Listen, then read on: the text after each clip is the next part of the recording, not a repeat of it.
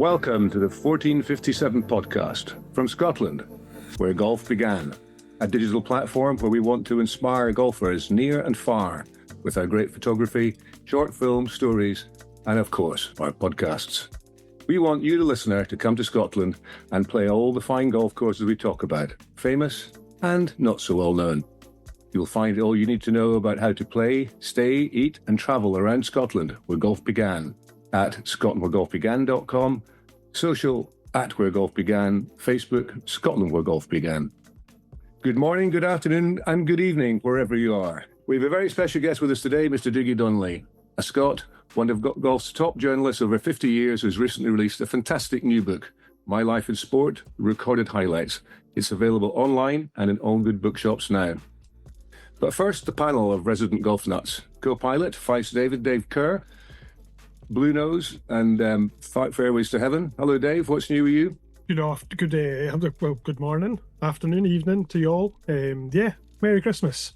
Let's not try and date stamp it, but it's Christmas time and it's bloody blowy outside. So it's a windy Christmas rather than a white Christmas this year. And Ross Flanagan, our longtime Jambo and vaguely professional podcaster. How are you doing? Very well, thank you, Malcolm. Good morning, gentlemen. Thanks for joining us. Great to be back. And, I've successfully pressed both record buttons that I need to do. My work here is done, but I'm really looking forward to listening to Mr. Donnelly chat. I have had the pleasure and privilege in one of the small little bits of work that I've done this year of standing and recording Dougie up in St Andrews. I mentioned in that first episode, St Andrews, one of my favourite places, and certainly Dougie was very much part of the reason why that was so good. You did your intro there, Malcolm. Great work. The listeners won't hear that you did a couple of takes. I'll tell you a funny story before we get into Mr. Donnelly. I was recording him doing a voiceover read, and it was going really well. And for whatever reason, I said, let's do another one. And he looked up from his notes, and he looked up and gave me that glance. And it was a look that I'll never, ever, ever forget. It was like, young man, I've been doing this for a fair while. I think that one was pretty good. That's not fair, Ross. That is not fair. Looking at me saying my one was pretty bad. Anyway, guys, it's a pleasure to be here, and I'm delighted we're not going to be talking about football. If we've got a Blue Nose, a Jambo, and a Clyde supporter, then there's not an awful lot of success to talk about at the moment. So let's just stick to golf. Thank you. Golf we'll get to a wee bit later on, Dougie, but I mean, your career, TV, radio, music, 33 Scottish Cup finals, 7 Olympics, Summer Games, Winter Games, Commonwealth Games, TV Personality Year, twice Scottish Radio Personality of the Year, first Scot to present Grandstand. I mean, it's really, really quite amazing. Bill Clinton interview in the Albert Hall. And Derek Stark, was to do with Bill Clinton. Can you explain that a little bit? Yeah, Starkey and Brian Whittle were the athlete. They had a promotions company, and somehow they managed to get Bill Clinton to agree to do 3 an evening with conversation programs in Scotland. One in Scotland, one in England, one in Ireland. And Clinton had said that he didn't want a political interview. He didn't want it to be about politics. He wanted it to be a bit wider than that.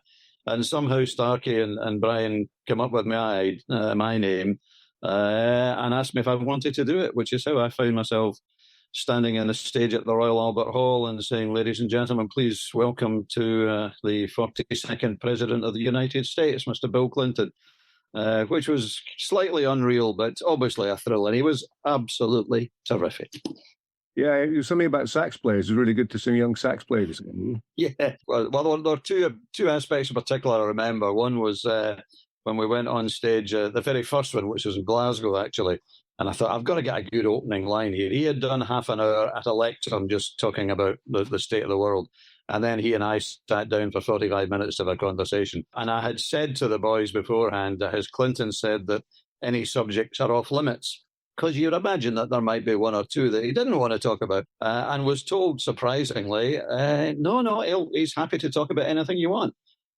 And I thought, whoa. So that was a decision I had to make. But I thought, I've got to get a good opening line. So we sat down and I said, welcome, Mr. President. Lovely to have you with us here in Scotland. I'm afraid my first question you might find just a little embarrassing. And you could almost hear the sharp intake of breath, not just from Clinton, but from the audience. And he looked at me and I said, just how bad was that American Ryder Cup performance last week? Which was actually he laughed. He thought it was, and it got us off to a good start. But no, again, I think it was the Glasgow gig that the boys had some play on music for him. He's a sax player. So they had 6 students from what was at the time the Royal Scottish Academy of Music and Drama. I think it's now called the Conservatoire. But they had 6 musicians, young musicians, all girls as it happened, to play him on. And they were fantastic. And he absolutely loved it. He walked on stage and he was looking back at them and applauding. And at the end of the night, I said, "It's been an absolute pleasure, ladies and gentlemen." And as we walked off the stage, suddenly through the kitchens at the Hilton in Glasgow, I think it was, he's surrounded by all the Secret Service guys. They're all talking into the lapels and all giving, "Right, Mr. President, car's waiting right out here. This way, Mr. President." And he said, No, we're not going yet. No, Mr. President, the car's, no, we are not going. I want to speak to those sax players. And there was a kind of stunned look all round. And he said, no, go and get these girls. I want to speak to them. So off they went a couple of minutes later. And suddenly these very embarrassed young girls, they all had their saxes with them. And it was a kind of surreal couple of minutes. He was absolutely fantastic with them. He didn't talk to them as the ex-president or anything like that. He just talked musician to musician. And it was a case of, let me see. God, I had one of that exactly like that when I was younger. And he took it and he didn't play it, but he held it.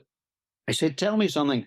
I always find it difficult going from A minor to G." And they all kind of nodded and agreed. Yeah, that's a difficult move. It was astonishing just to hear them talking musician to musician. And eventually, he thanked them for playing and disappeared off to the waiting car. But it was a really illuminating couple of minutes. Whatever you think of Bill Clinton politically or anything else, that was a side of the man that I was really impressed by. Yeah, they say he's got great presence. Actually, Dave Scott up at Dumbarton's a great sax player. He kept us entertained over COVID with some of his tunes when he came on board. He's got to nudge him to get him out now and again, but he's a great player. There's no end to Scottish talent. Absolutely.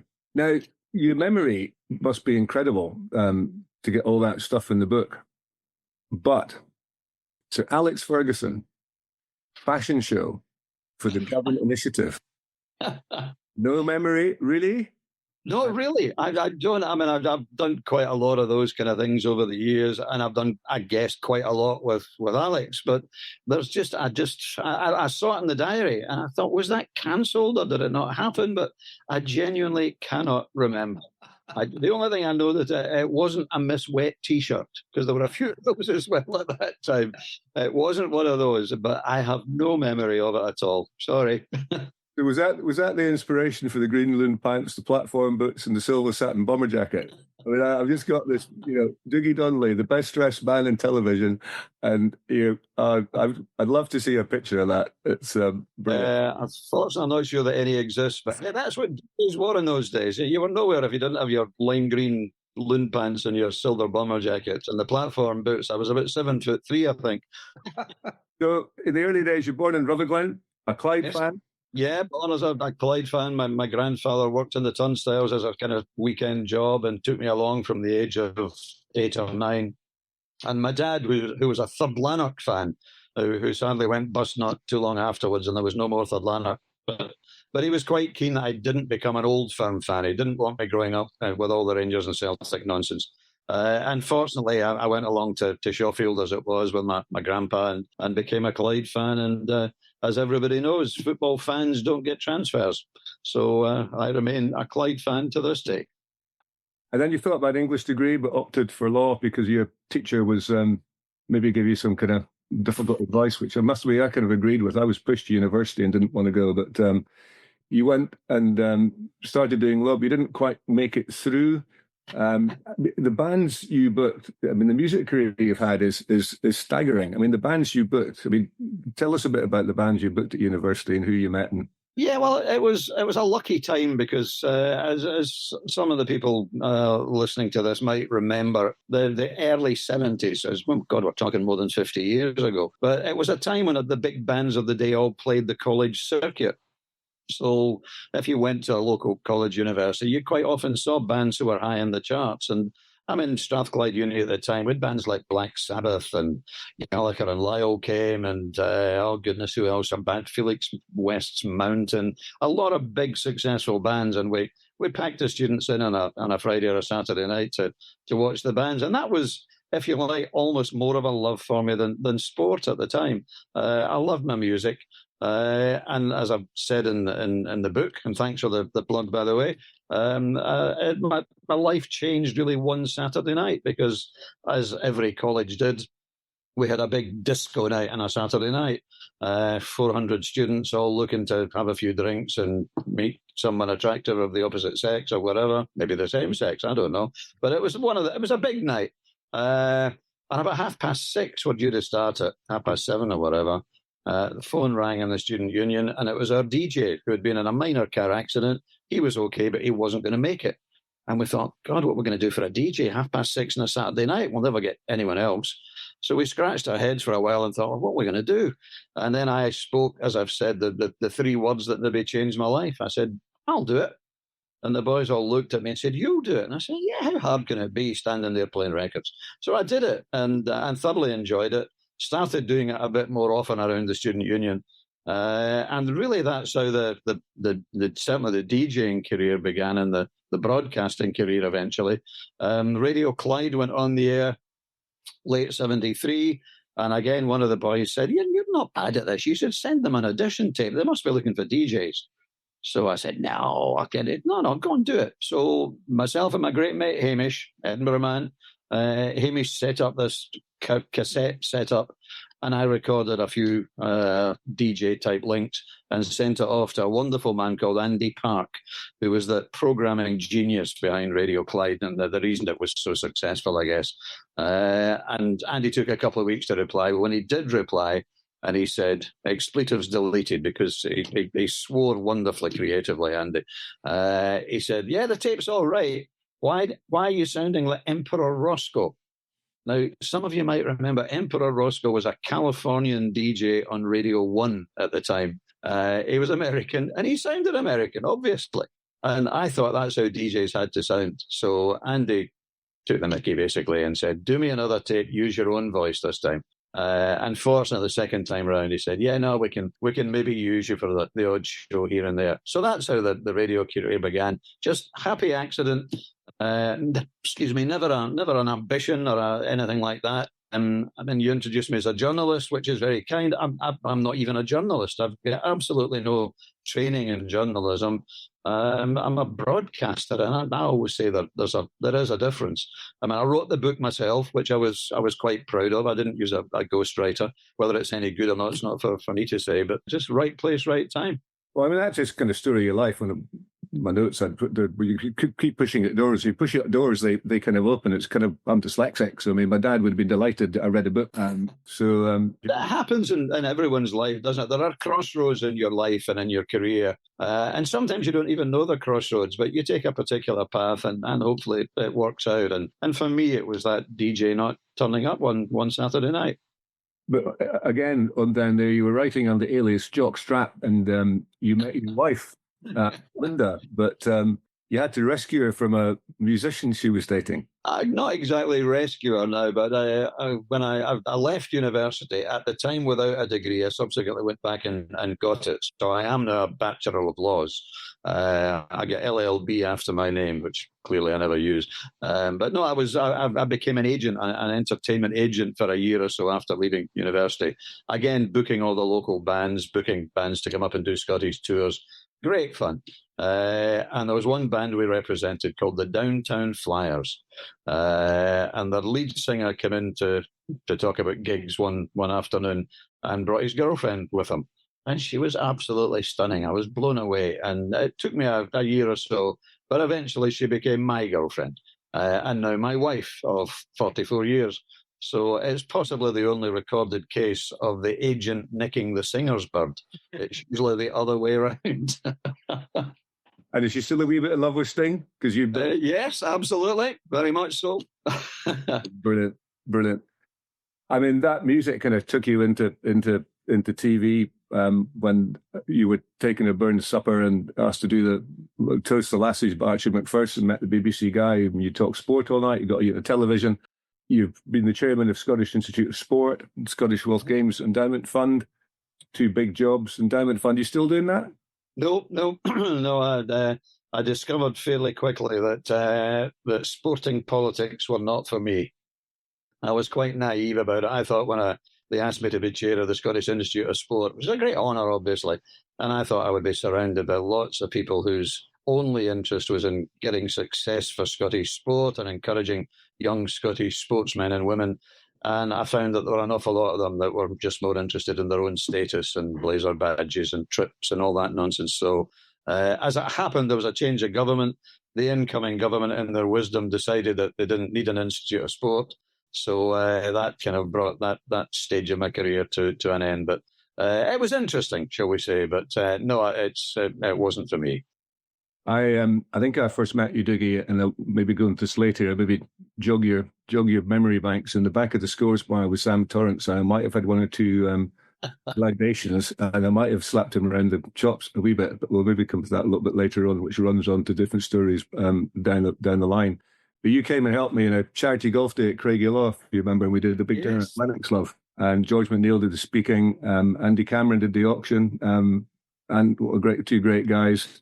Andy managed to end up in Alex Hayes' bedroom somehow. 2 of them were just wicked. I remember Ronnie Corbett came to do a wee stint, but he left after his wife Anne was singing, and so a lot of abuse from Cameron. So, I mean, every time people pick up the phone to you, you're just so helpful all the way through your life. And I think that's probably stood you in really good stead. But getting into golf commentary, was the Great North Run you went, was that the beginning of Kind of was. And that was the first time I really did any sort of contribution to the network BBC. The Great North Run was quite a big event. And I had been doing the Glasgow Marathon. And the network boys had heard me in that and thought, well, he can contribute something. I didn't cover myself in glory, to be absolutely honest. I was maybe too nervous, or didn't know the city of Newcastle as well as I could have done. I did my homework, but so that was my kind of introduction to the BBC network producers, who also did golf as it happened. But I suppose the golf came about because I was so lucky, Malcolm, because I went into the BBC after that fateful burn supper, and at the time. And I had a huge interest in a wide range of sports. I mean, football, golf, and rugby were always the big 3. But I liked a whole bunch of other sports. And I went into the BBC, and at the time, there was no Sky. ITV, STV were really not interested in anything other than football. So any other sport that was around, the BBC had on its own. And there was a lot of it. So I had so many opportunities to do different sports. They would say things to me like, what do you know about snooker? And I would say, well, I played a bit in the student union. I don't know an awful lot about it. Give me a week. And I'd go off and do some more. Next thing, I was presenting a snooker tournament from Scotland. And then it was curling, and then it was indoor bowls and all sorts of different sports, which eventually obviously got me to the Olympics and the Commonwealth Games. But and on top of the fact there was the opportunity, I was young and keen and turned nothing down. But it was also a golden age of Scottish sport when you think about it. I mean, football-wise, the new firm, Aberdeen and Dundee United, had kind of almost taken over from Rangers and Celtic for that wonderful spell when they were winning leagues and reaching European finals. Scotland, I think, had reached 5 successive World Cup finals at that time as well. The rugby boys won 2 Grand Slams within 6 years. We had not only Sandy Lyle winning majors, later Paul Laurie winning a major. We had Sam Torrance. We had Monty. We had so many great Scottish players playing in Ryder Cups. We had Alan Wells winning Olympic gold. We had Stephen Hendry as the world snooker #1. It was a golden age of Scottish sport. And I was very lucky that the BBC covered almost all of those, and I was involved in almost all of them as well. So, again, hugely fortunate time. I don't think a young broadcaster who came into the BBC now would get anything like the opportunities I got. I was very fortunate. golf was quite a common theme through that, because you played golf quite a lot with the guys, so early morning, the Sicker Boys and so on and so forth. That's right, we did. That was John Virgo and Steve Davis for a while. He loved his golf. Willie Thorne, Dennis Taylor, I mean, all mad keen golfers. And because we didn't go on air till lunchtime-ish, early afternoon, we'd go off and get a 7 o'clock tee time at some of the local golf courses around where the tournaments were. And it was great fun. We were all complete golf fanatics. And did that help? Did that help the kind of bond with the guys when you intervened later on? Yeah, I suppose it did. Yeah, they were all commentators at that time. I did play golf with Stephen Henry a few times. Stephen lived for a while in Auchterarder, so we played Glen Eagles a few times. But the guys at that time, I mean, Dennis and Willie and John and all these guys, they had their playing career. They were all now commentators. So we were all on pretty much the same schedule. But it helped to foster that bond, that friendship among commentators, which I've always thought is important. And when I went on to the golf commentary team, and some of the guys on that became, very close friends, because we were away for a week at a time in whichever part of the world. So you would work, and then you were out for dinner at night. Stories would be told. It was wonderful. Roscoe, you want to ask a wee question about the kind of role of the commentator, didn't you? I just want to say, firstly, like that, your golf commentary, especially with European Tour Productions, DP World Tour, for me, sitting back there late at night in Australia, watching DP World Tour, it was sort of somewhat palatable for time zone. Late at night, listening to yourself and Tony Johnson and all those other great characters, it was a great time for me to get back into golf and watch tournament golf. Thank you, Ross. That's very kind. In a self-interest point of view, I have a young son in Australia, and he's a football broadcaster. When you talked about, I'll do it, pretty much how he ended up in football commentary was, he was working as a media kid at a third-tier competition in Melbourne, and the commentator didn't turn up, and he operated the camera, and they said, well, can you do it? And he said, I'll do it. And that's started. He now works for the Peak Body in Australia. But, if he was here, what advice would you give a young broadcaster trying to make their way in whatever level of sport? He's a football person, but assume that he's anyone. What would you say to a young person trying to get into broadcasting? It's very difficult, Ross, now, because broadcasting now is a very, very different game to when I was starting at the BBC and all the great years that I had, if you like. Apart from the kind of obvious thing, you must do your homework, do your research, which I'm sure he does. I mean, that's kind of goes without saying. You must do and also don't feel you have to use all of it. I mean, I still sometimes hear commentators and you think, yeah, I know you've done your homework, but you don't need to fit it all in. It's not all relevant, but it's got to be there just in case you need it. Other than that, it's a different world. I mean, I worked for the BBC, and it was all we were very professional, I think, but there was certainly no need to be controversial. Now I watch and listen to so many broadcasters, and I think you're just basically trying to bump your own social media. You're trying to be controversial deliberately. You're trying to say things which are pretty nonsensical, really, just to generate a reaction, which in some ways it's quite easy to do. Try it in Scotland, say something critical about Rangers or Celtic. Oh, the floodgates open and they're all then on top of you. And I suppose every club's pretty much the same. So for me to say to your son or any young broadcaster, no, this is how to do it, they'd probably look at me and say, yeah, maybe it was, old boy, but it isn't anymore. So it's very difficult. It's finding a balance between being professional, helping the viewer or the listener to understand what is going on, but don't talk constantly. And it's not about you. It's about the sport. We were told that constantly. We don't want your opinion. The audience doesn't need to know what you think. It's about the sport. Nowadays, it's almost the entire opposite. When I have these superstar pundits, and it is all about them. So it's quite difficult to say I could give your son advice. Yeah, there are one or two things I would say, like do your homework, which he knows anyway. But it's a different broadcasting world. Whether it's a better one, that's, everyone has their own opinion on it. And it's an age thing too. I mean, I'm older now, so I don't particularly enjoy some of the way that sport is broadcast. Equally, I totally appreciate it that it has to change. We have to find new audiences. Every broadcaster is desperately trying to find young people to watch their programs, listen to their programs. It's not always easy because they're off watching YouTube. Go back to that DP World Tour. Thanks for answering that. I appreciate that. And, if I'm going to assume that there are some people out there listening to this. Out with my son, he actually probably won't listen to his dad talk. I'll probably curl his earlobes up, but I'm sure there's some young people out there and parents of young people that could pass that advice on.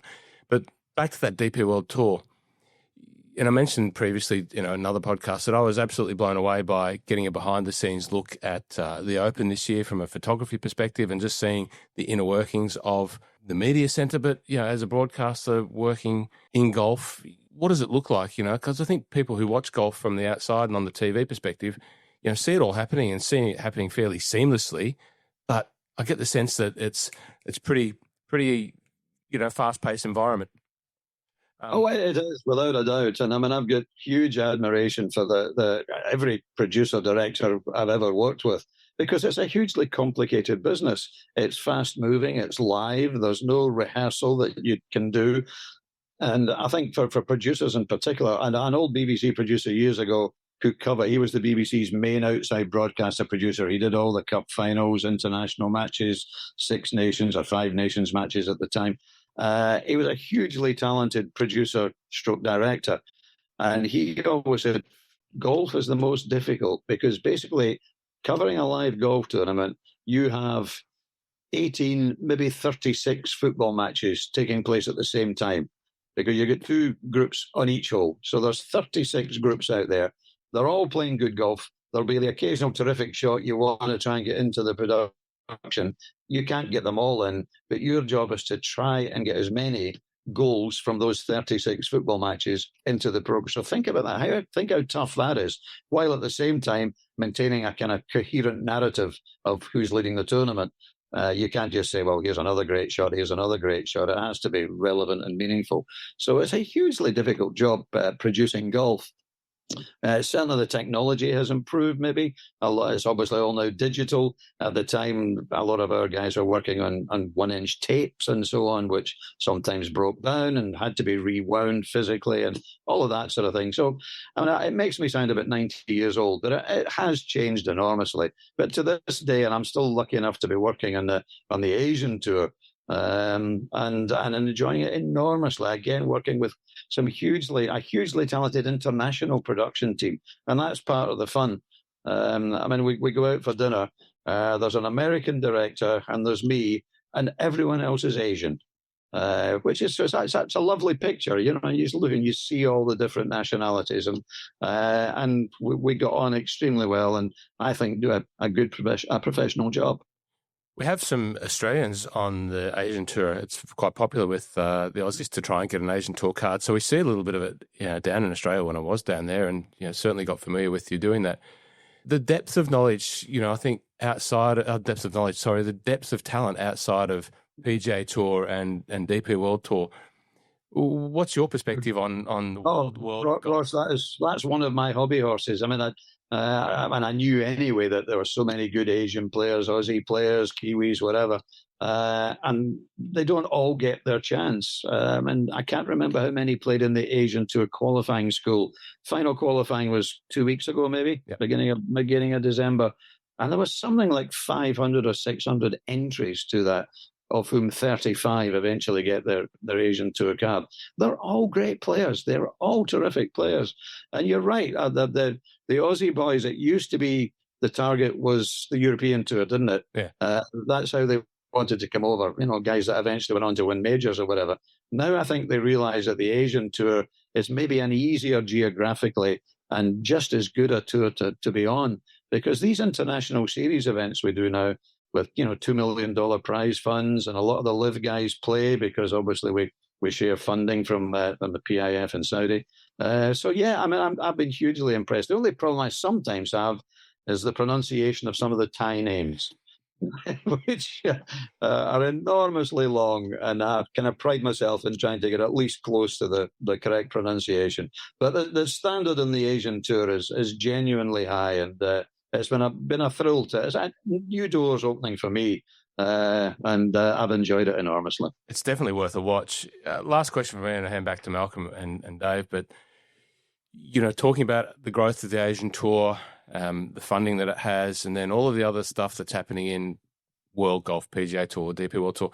If you were if someone came and said, we're going to give you an administrative job again, or offer you an administrative job, what would your vision look like? Oh, goodness. I think that the key is, and the worrying thing is, a lot of us golf fans apparently are watching less golf. The audience figures are going down, particularly in the States. And it's not just because some of the better players have gone to live. I think golf fans are getting fed up with the obsession with money.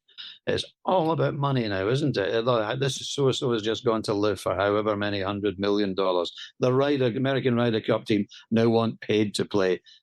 It's a very negative perception, I think, at the moment of so much top-class golf. All we golf fans want to see is the best players playing against each other as often as possible.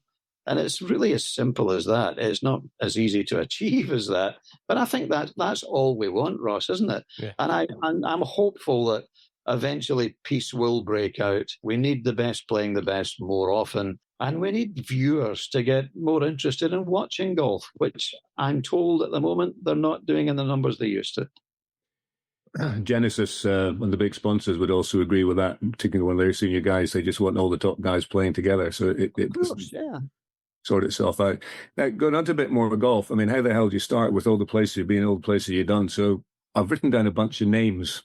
Life is about people.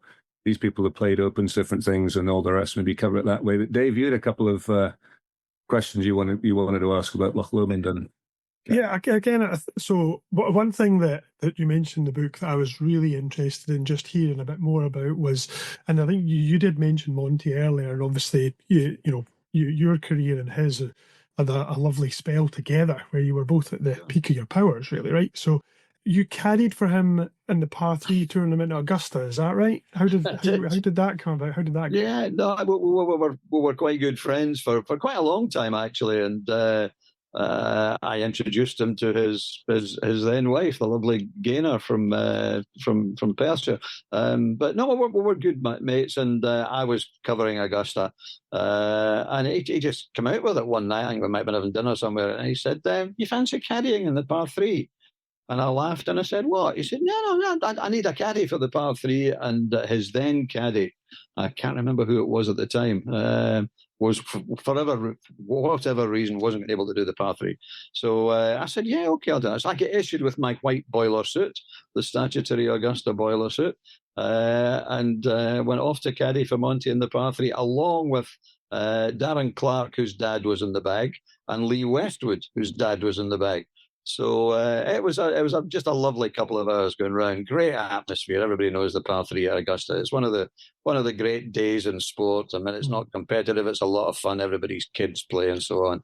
But that's a memory, Dave. That really is. That was great fun.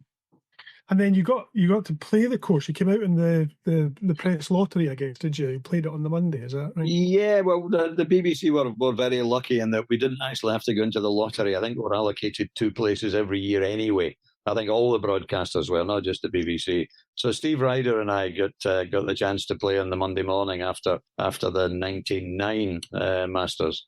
And infuriatingly, I had to get a flight back from Atlanta at something like 4 or 5 in the afternoon, which typical BBC. They'd bought a cheap ticket, so it wasn't changeable. And I thought, no, I'm not going to get the whole 18 in. But fortunately, we started on the 10th.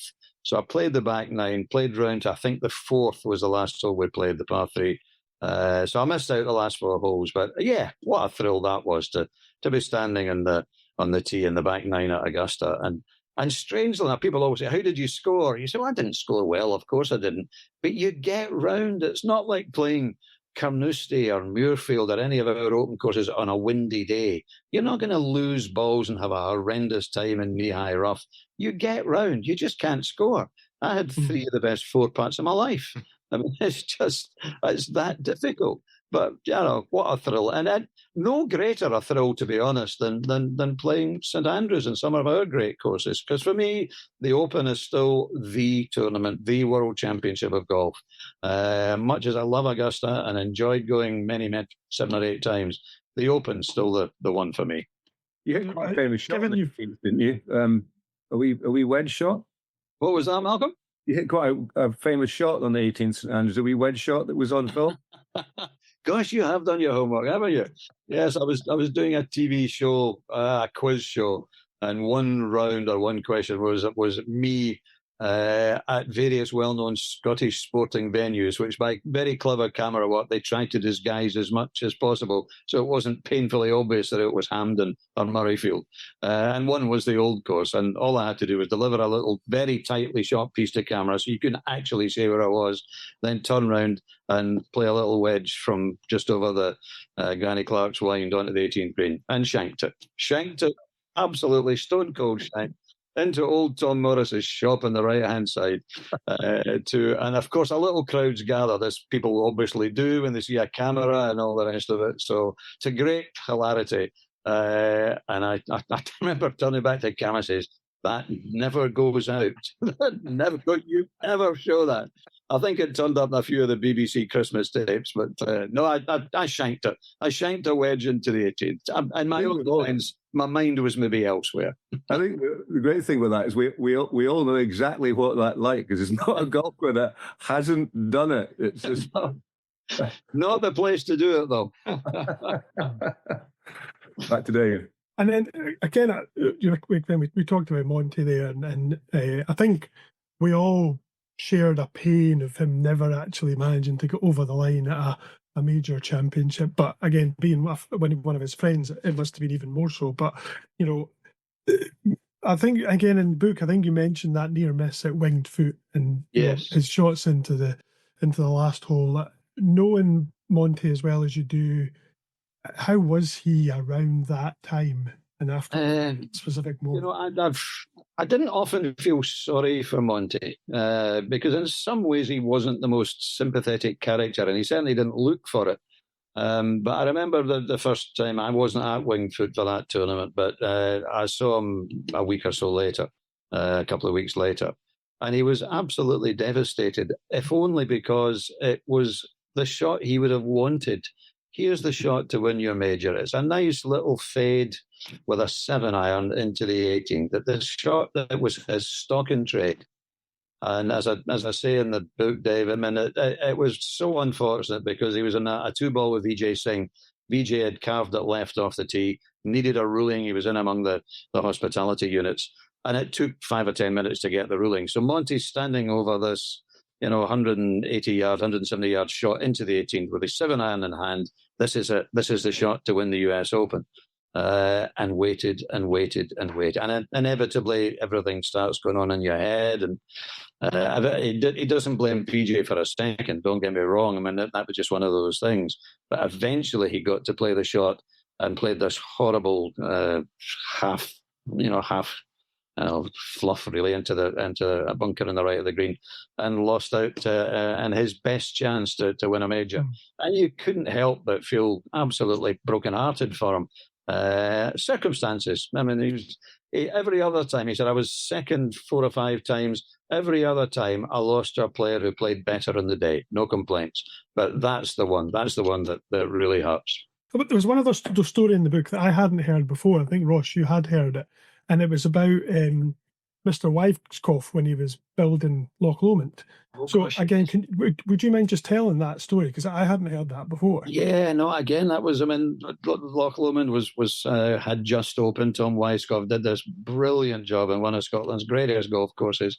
And I interviewed him before the Scottish Open, as it then was, of course, and talking about, and he said, I actually very nearly lost my life building Loch Lomond. And I said, what? And the story was that he and his wife were living in a cottage on the estate while he was building the golf course, doing one of his regular visits. And he couldn't sleep one night. He got up at 4 o'clock on a summer morning to go out and have a look at which hole is it now? The short par 4 at Loch Lomond is the 14th, maybe I'm going to say, somewhere around there. And it's over. You either go round to the left or you can go straight over the marsh. Great hole. But for whatever reason, he found himself in the marsh trying to work out lines to the green. And I don't know. I mean, he just stepped in the wrong place and found himself sinking into the marsh. Now, it's 4 o'clock in the morning. There's not a soul around. There's no greenkeepers out yet. And he's literally sinking into the marsh, and he's hanging onto a tree branch. And he was there for, I think, something like an hour or an hour and a half, basically fighting for his life. His strength's beginning to go. He's getting deeper and deeper into the marsh. It's a horror story. And eventually, greenkeepers or someone turned up and heard the kind of feeble shouts for help and managed to get him out. But he said, if they hadn't turned up or if my strength had given out, I would have disappeared into the marsh and I would simply have disappeared. My wife would have woken up and said, where is he? No one would ever have known where Tom Weiskopf went. He's at the bottom of a marsh at Loch Lomond. I mean, it's an incredible story and an absolutely true one. Yeah. Easy. Yeah, it's a great golf course, that, and a great hole. Absolutely, yeah. There was just one last thing. I think, again, you mentioned the book a couple of times that I guess because you're travelling so often, you'll no doubt have been invited to play in a lot of pro-ams.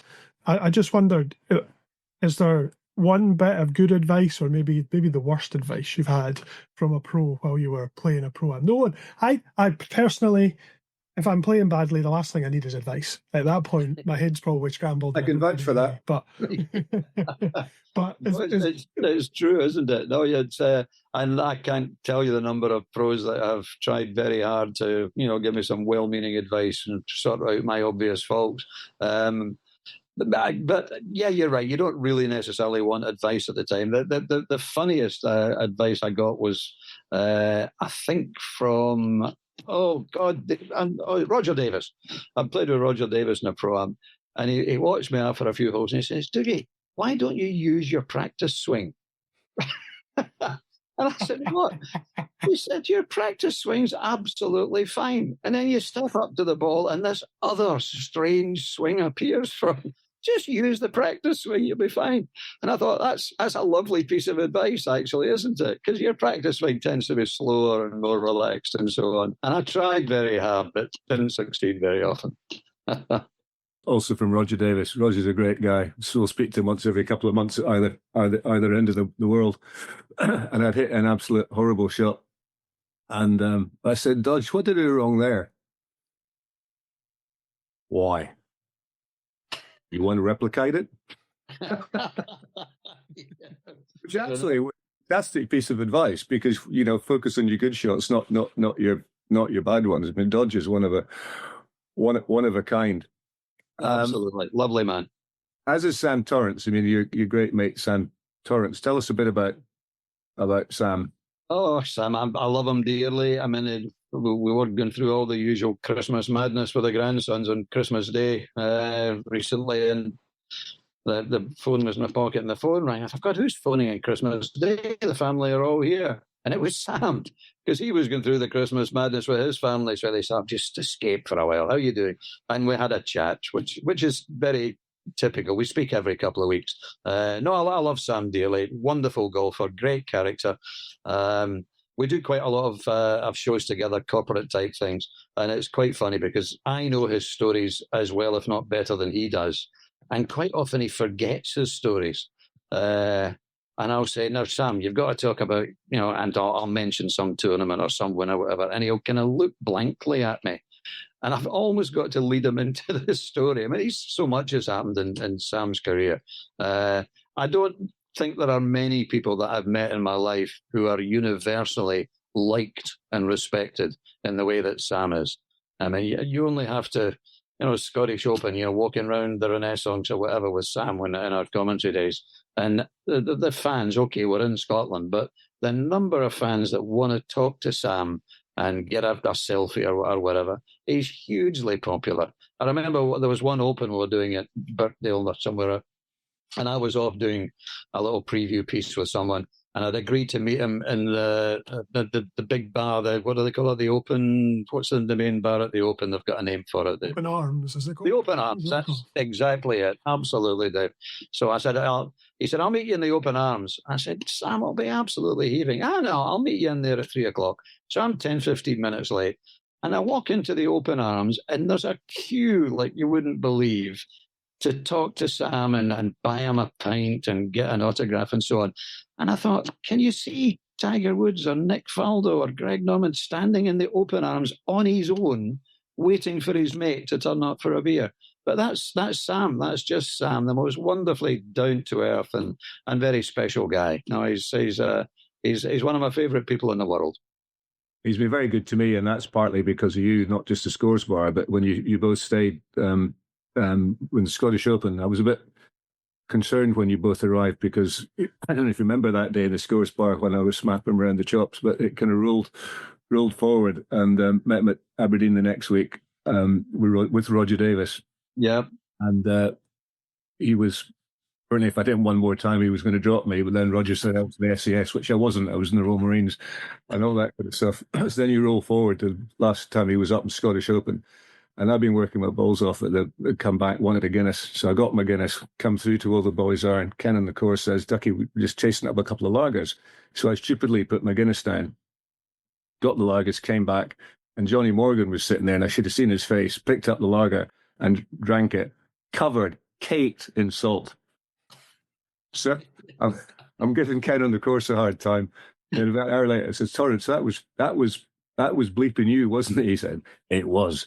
Do you remember how many times you hit me? And I said, no. He said, I do. And that was for the first one. He just big smile on his face. No, he's a special man, is Sammy. A great Ryder Cup captain, great Ryder Cup career. And what's your favourite Ryder Cup? And again, it shows the I think astonishing lack of ego about Sam. When you talk to Sam and say, "What was the greatest moment in your long and successful career?" Ryder Cup captain. He said, "My greatest moment in my career, I didn't have a club in my hand." And that says it all about him. It was that success that meant more to him than winning all the tournaments that he did. He was a great captain, and again, his team loved him. He was an inspirational captain. He spoke to everyone. He didn't just go in and talk to the team, which is kind of accepted now. But every single player, he would go to and he'd have the arm around his shoulder. And, this is what I need you to do. This is when I'm going to play you. This is why I'm not going to play you in the afternoon. We're going to play you and he just went through it all. And the players had huge respect for him. That was one of the most popular wins, I think, for all of us as Scottish golf fans. To see Sam captaining a Ryder Cup team was pretty good. Another great Paul Lawrie. You were kind of slightly instrumental in him not driving up the road, were you not?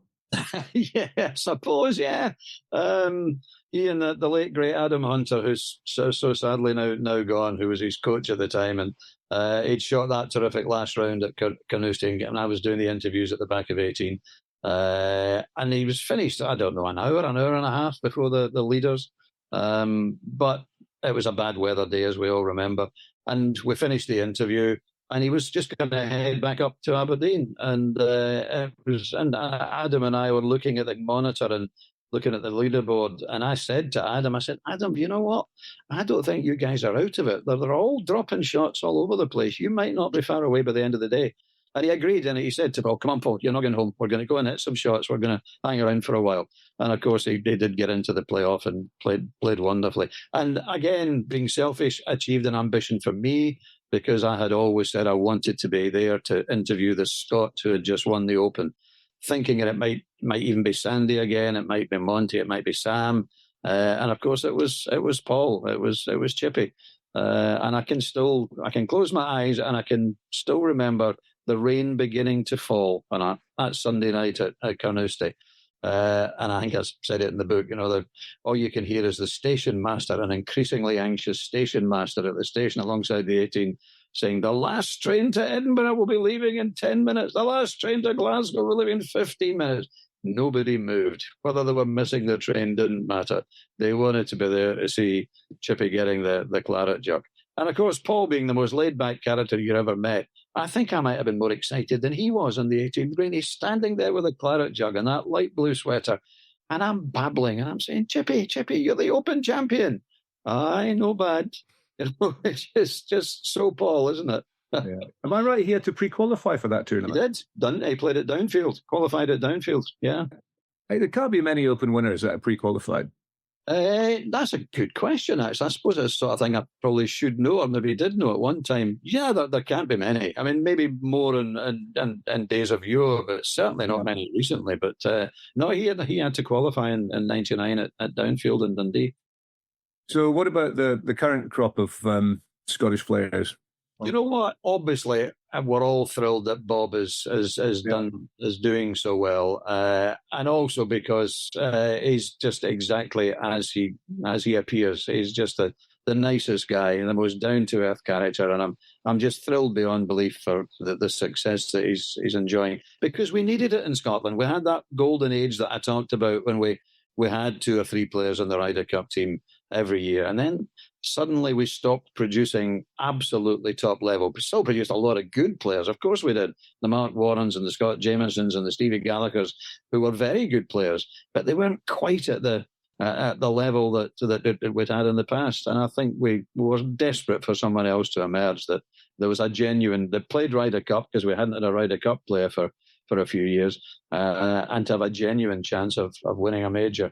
And I think Bob's win at the Renaissance last summer is just one of the great moments in Scottish golf. It was just great, not just because of his talent and the fact that it was a Scottish Open. He's such a good guy. He really is. He's such a nice fella, Bob.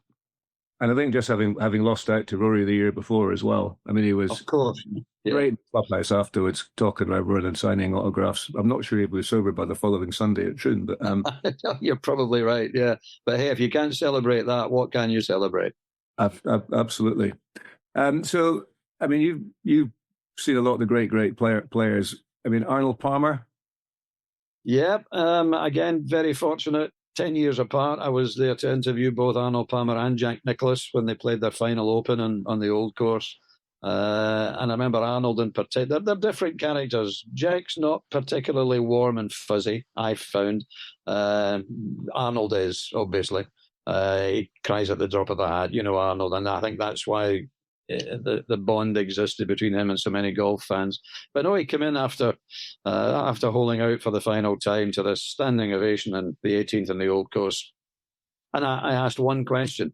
I simply said, Arnold, can you tell us what playing in the Open, particularly here at St Andrews, has meant to you? And he spoke for 2.5, 3 minutes just about what it had all meant to him, with a tear in his eye. And it was one of the most emotional interviews I can remember doing. The great man. And when he died in 2016, was it 2016? I think it was. And his golf bag was put in it was not long before the Ryder Cup that year in the States. And his golf bag was on the first tee, Arnold Palmer. What he meant to the game. He's up there, obviously, with the Jack Nicklauses and the Tigers and going further back to all the Ben Hogans and Walter Hagans. But he is up there as one of the absolute giants of the game that in many ways took it into the television era. It was Palmer's success in the early 60s that made golf the popular television sport that it became. Yeah, and Jack, he took 4 in the bunker.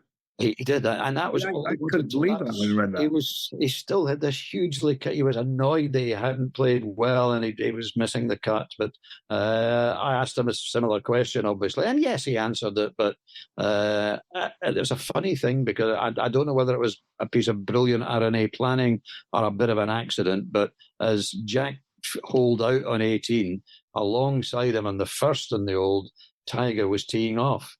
And it was too obvious a moment not to refer to, and I said to Jack after, maybe you were aware that obviously Tiger was teeing off as you were holding out, and it was really almost a visible sign of that the buck being passed, if you like, and thinking he might have picked it up and said something about Tiger, but he said no, not an issue, absolutely not an issue. I've had my career, Tiger will have his career, but no, absolutely nothing. So I thought, well, fine, that's okay. But that was the difference between Jack and Arnold, probably. Different personalities, and there's nothing wrong with that. I know, not in golf, but not a golfer, but one of the great guys you mentioned in the book is Hoddy Wood. Oh, yeah. A lot of people might not know Hoddy, and we'll talk in a minute, but Hoddy was just one of these quiet characters that was so effective, and again, he just connected with everybody. I mean, tell us a wee bit about Hoddy.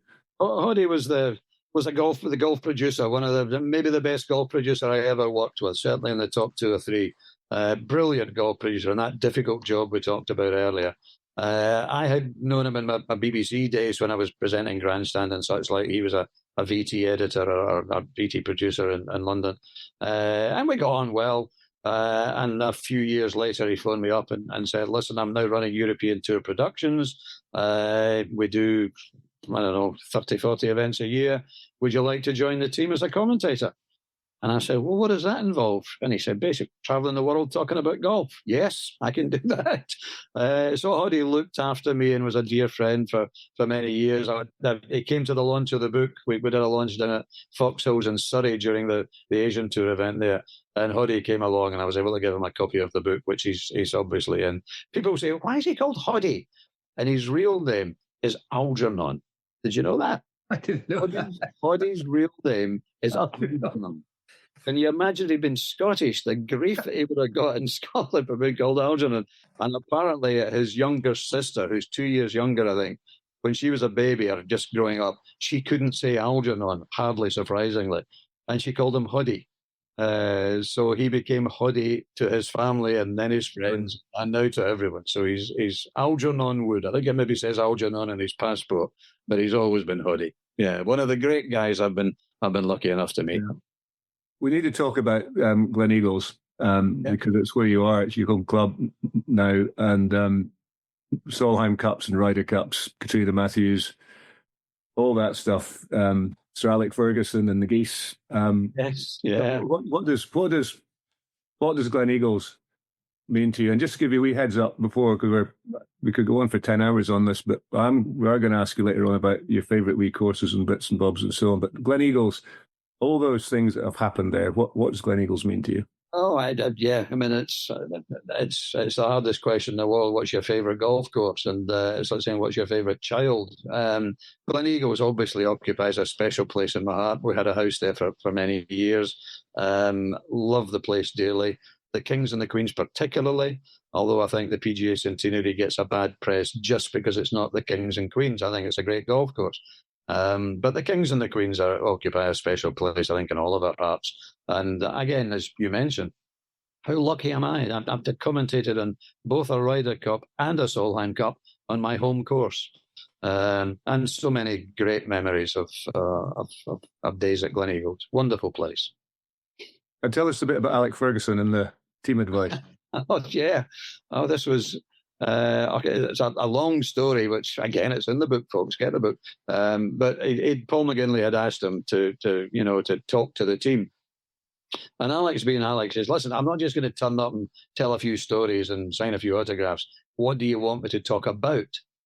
And Paul, as always, wonderfully prepared, knew exactly what he wanted him to talk about. He wanted Alex to talk about the pressures of being the big favourites playing at home in front of your home fans, which obviously Alex was well used to at Manchester United.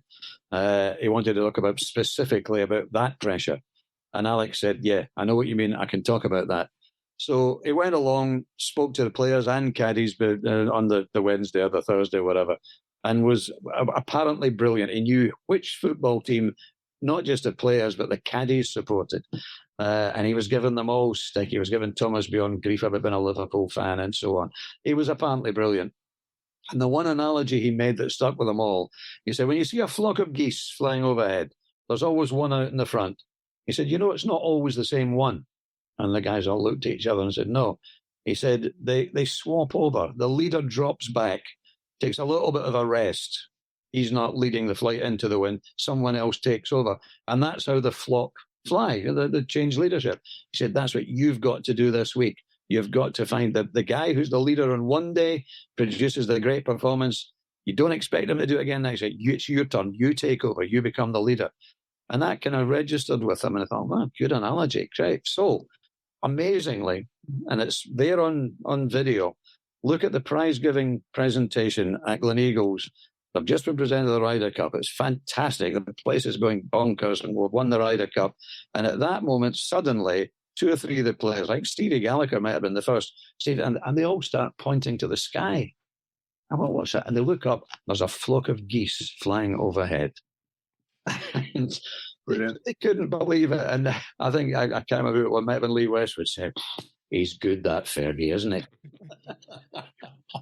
But again, it's total coincidence, but what a great story, the flock of geese. Yeah, again, another guy who does his research, and Alex Ferguson, he's his guy I've met only once very briefly, but I mean, what a legend he is. Oh, wonderful man, yeah.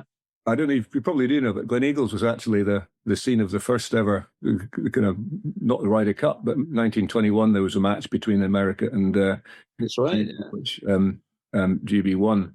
And also Glen Eagles was almost at Lanark because they were deciding between Lanark and Glen Eagles, and it was only the casting vote of the chairman that took it to Glen Eagles. And what a tremendous setup there is now. Mind you, Lanark. I knew about the fun. I think that's what got Sam Ryder interested when he'd seen the first match between the two countries, and so I didn't know it had almost gone to Lanark, which is also a wonderful course, by the way. Yeah. Very fun. I think they were trying to get the guys to come and play in the Open, and they had to sit across in those days. So as they're coming across, they have a match as well. So wee courses, big courses, favourite courses. Oh goodness, how can you pick? I mean, I always say when you look at course ratings, and I think Chris Bertram in particular does a great job doing the ratings in today's Golfer magazine, and I always enjoy Chris's analysis and assessment.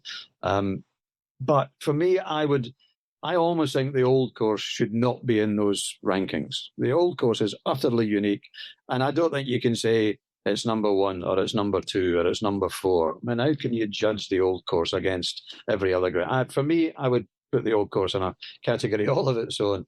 I love Glen Eagles. I love Turnberry, obviously. I think that the changes that Martin Ebert has done at Turnberry is just, Trump Turnberry, are just fantastic. And if the Open doesn't return, and it may not do, not just because of Donald Trump, but because of the logistics of holding a modern Open at Turnberry, which, as we all know, is not the most accessible. There isn't enough hotel accommodation. So if it doesn't go back, that would be a tragedy, because it's an absolutely wonderful golf course. And talking of Trump, not that I'm here to talk about Trump necessarily, but back to the theme of American presidents, there's some great courses around Aberdeen, which I don't feel sometimes get the credit they deserve. Trump Aberdeen is a magnificent golf course, but Royal Aberdeen's great, Mercer's great, Cruden Bay's great. So all of those courses I'd have in my favourites list. Shiskin on the Isle of Arran, the 12-holer. I think if you said, where do you fancy going with your mates for a day's golf, Shiskin would be very high on the list. The Machrie, which DJ Russell's done a great job on the Isle of Islay. Of the ones I haven't played, I've not yet played Ardfin, which I'd love to. I've not actually been playing much because I had a dodgy hip, got the hip replaced, and haven't played much since. But that's the New Year resolution for 25. I'm going to get back into playing golf. I want to play Ardfin, and I want to play Boat of Garton, because I've never played Boat of Garton. And I think it's a golf course I would enjoy. But, oh, God, so many, Malcolm. How can any of us pick out 1, 2, or 3 golf courses? We're lucky to live in a country with so many. I've been lucky enough to play Ardfin a couple of times. And I would say just take a lot of golf balls. I've heard that, yes. It has to be the toughest golf course I've ever played. And really? Head and shoulders. As soon as you're off the fairway, the ball's gone, basically. So, right. Yeah. But a great private burn. But great, yeah. Beautiful. And the setting, the coastline, the views over to Islay.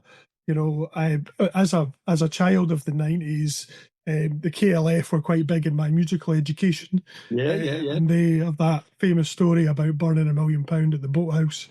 I remember the course manager actually saying that they were only the first people to burn £1 million at the boathouse.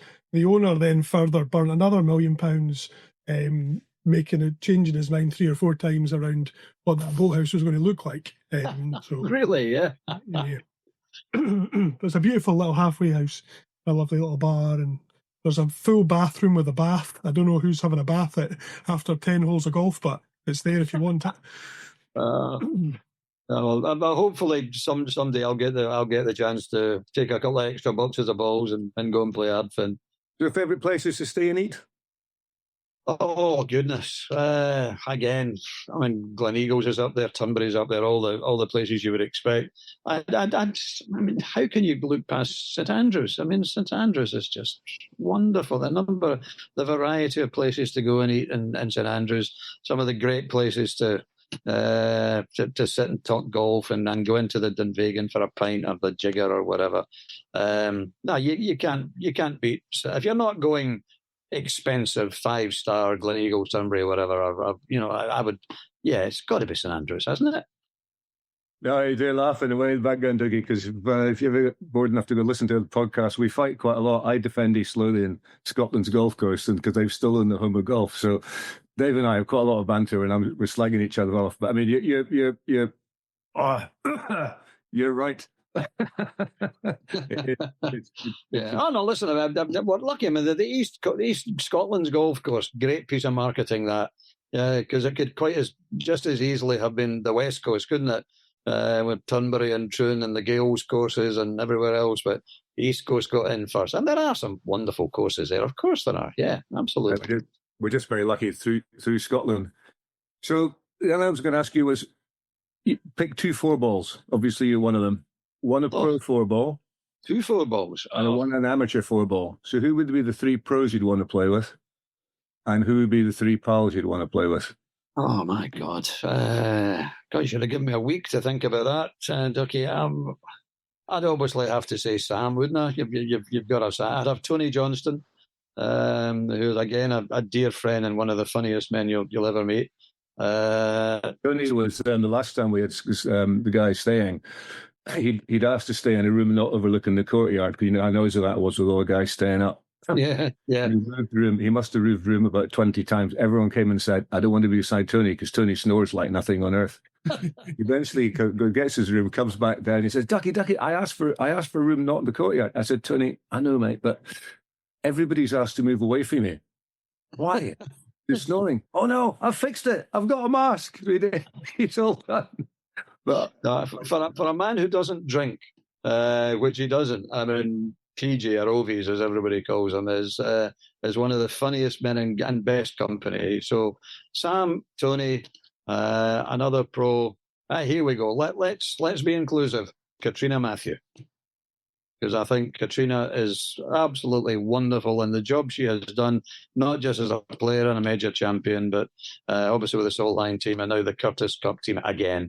It's just fantastic. So let's have Katrina in my 4-ball as well. Katrina is just, I meant to bring her earlier on because, I think she's possibly Scotland's most underrated sports person, whatever you want to call it. She's just so quiet, and the captaincy she's doing now is such a great job. We're lucky that my daughter taught her kids. Graham's such a nice guy as well. It's like, the dynamic between the two of them. Fantastic. Yeah. And your amateur 4-ball? People you played with that weren't pros? I played with weren't pros. Goodness, that's a difficult one. I'd go for McCoist, because you've got to pick McCoist, haven't you? Who again is a dear pal, loves his golf, not a bad player. So we'll go for Coisty. Scott Hastings, who's also a very good friend. I had lunch with Scott a couple of weeks ago. Let's have one more. Someone I've maybe played in pro-ams or a buddy. Goodness, that's impossible. Snooker player? Sorry? Snooker player? Sorry about that? A snooker player?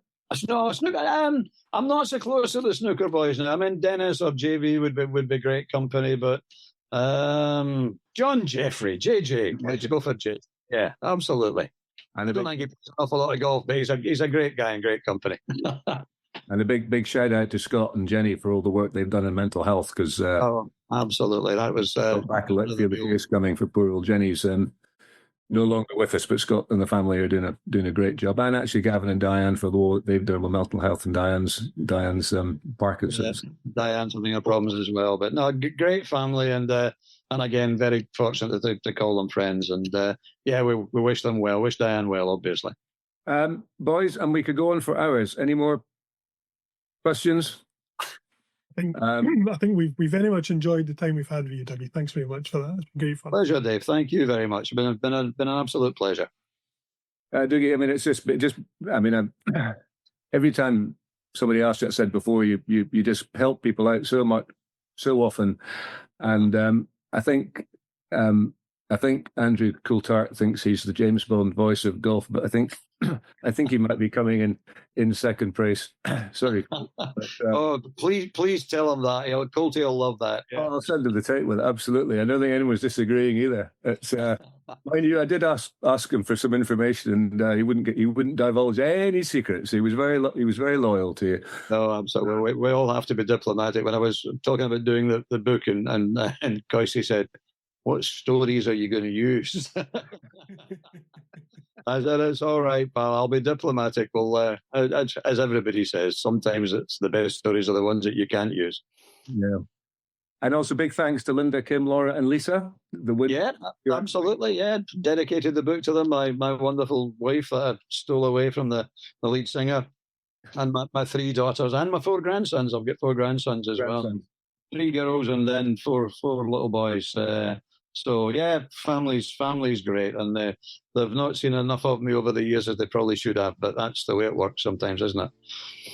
Well, thanks to them for giving me up for this morning. And Dougie, you're mostly on Twitter, aren't you? At Dougie Donnelly, not really on Facebook and Instagram. Not really. No, I'm what do they call it? A lurker. Yeah, the family are all on Instagram, so I follow it. I look at it, but I don't actually post much. But no, I'm still on X, as they call it, Twitter. Yeah. Oh, sorry, X. Yeah, you can be active in that if you want to follow him. He's at Dougie Donnelly. Thank you so much for doing this.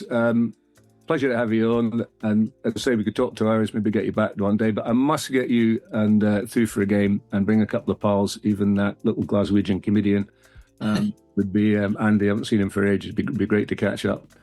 Absolutely. No, thanks for having me, guys. I've really enjoyed it. Nice to reminisce about a lot of fun times and realise again just how lucky I've been. So thanks, fellas, and good luck with the podcast and everything you're doing with the website. So, boys and girls, you'll find us at www Scotland Where Golf Began and social media where golf began, Facebook, Scotland Where Golf Began. This was the 1457 Society podcast. Thank you very much for listening. Dougie, Dave, Ross, goodbye, and we'll see you all next time. Thank you very much.